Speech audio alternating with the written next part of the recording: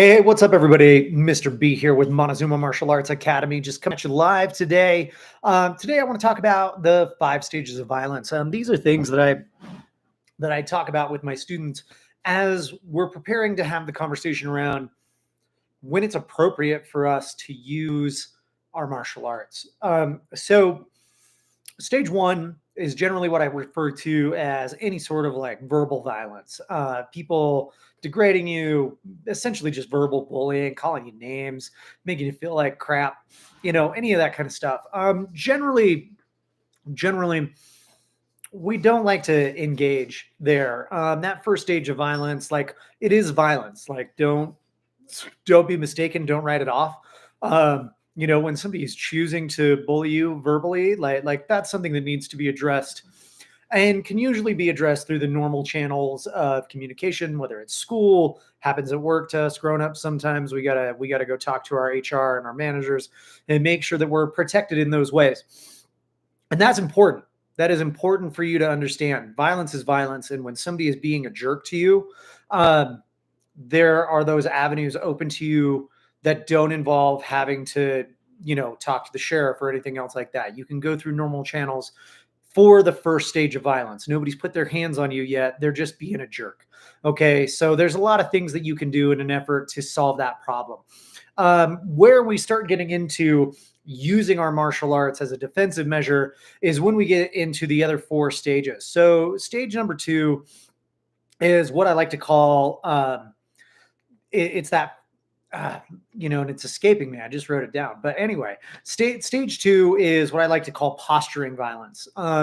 It's where somebody is a little nervous about engaging you. Obviously, the bullying hasn't been getting to you. You've been successful in putting it off, but this person feels the need to escalate into things like pushing or poking. Like this is where they're getting into putting their hands on you. And this is that line.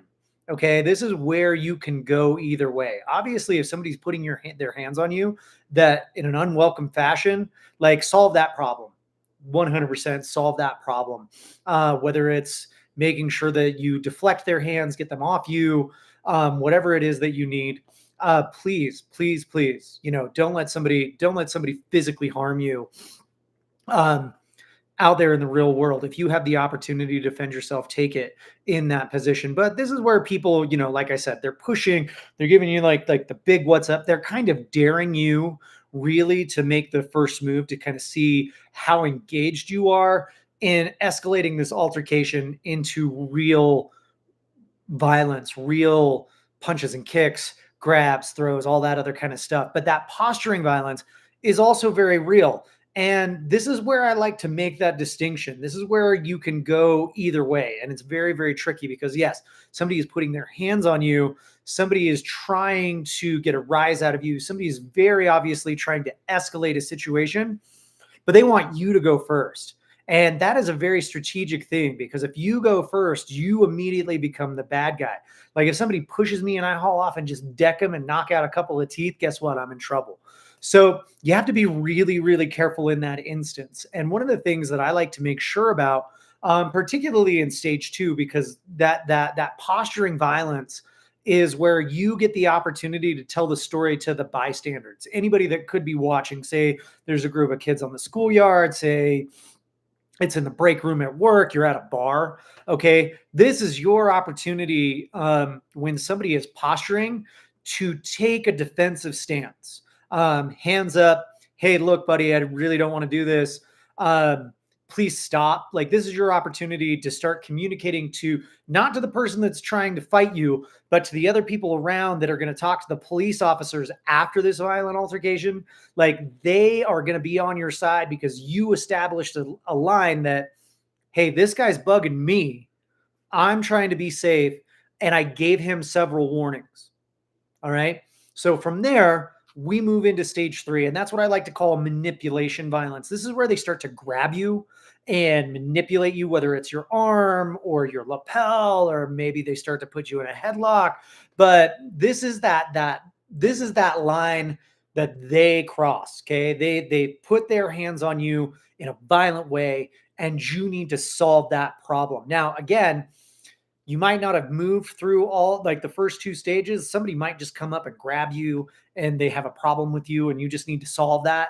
But that is kind of my line that I talk to my students about. Once it's moved into real physical violence and they're trying to manipulate you in some way, that is the point where all bets are off. And you need to 100% make sure that you're safe. It's kind of like somebody coming into your home unannounced or uninvited with an intention to do you harm.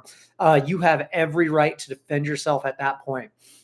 And so when somebody is grabbing you, I would be of the impression that you are going to take care of yourself immediately. Okay. Don't wait for it to escalate even farther, but just take care of that problem. The moment they're trying to manipulate you physically in any way, uh, not a lot of people are going to be like, look, that guy's a jerk. No, if somebody sees somebody grab you and you defend yourself, you're probably going to be pretty good even from a legal standpoint. Now, I'm not a lawyer. You might want to talk to a couple of counsels about that, but for the most part, in my experience, if somebody puts their hands on you first, you're pretty safe. Stage four. Stage four is what I like to call our actual striking violence. This is somebody who's elevated a little bit. When somebody's grabbing you and manipulating you, they're still kind of uneasy about the situation. They might feel that there's a little power dynamic, like that is in their favor. When somebody is in striking violence, uh, we as human beings don't like to take that risk unless we're fairly certain we're going to win. Okay. So when somebody moves to punch or kick you, they feel very confident that they are going to succeed in that action. And punches and kicks are, they're dangerous. They're projectiles. Like if you've ever been punched in the face, if you've ever been kicked, like I don't know how many of you out there watching this channel have actually had the opportunity to be punched or kicked. I have. It's not pleasant and I don't recommend it. So, but like again, at that point, that's one of those green light moments. If you see a punch coming at you, don't wait. Defend yourself immediately. Um, and again, this is a situation where maybe there's some posturing in zone two and somebody's trying really hard to get a rise out of you, but they feel like they need to hit you in an effort to escalate the situation. And again, these folks feel very confident in their ability to take you out. So make sure they're wrong, and let them know that they're wrong by defending yourself actively and effectively.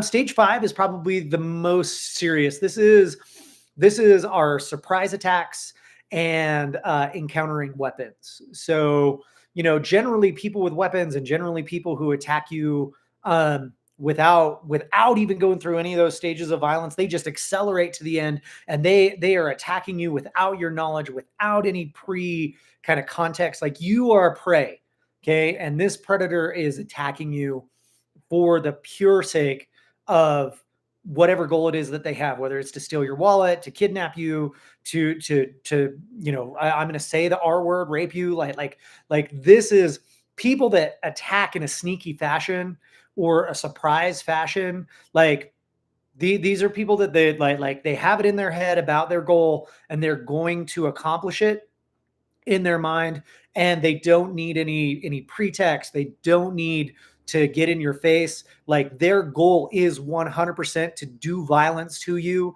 and they don't care if it's fair or not. And that's enormously scary. So somebody coming to attack you from behind, put you in a bear hug, slam you on the ground,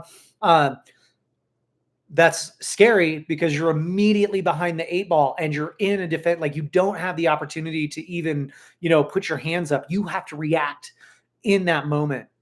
Same thing happens when you're being attacked with a knife or a club or a gun.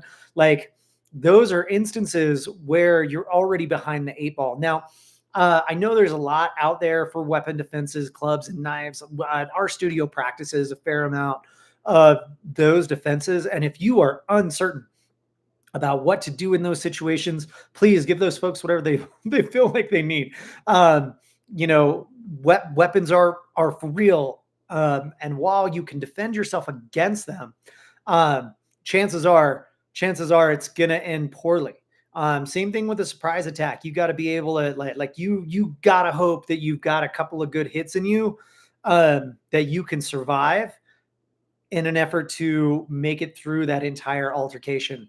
Anyway, guys, please feel free to leave some comments. I'd be happy to hear your thoughts on violence. I'd be happy to like know what you're thinking about.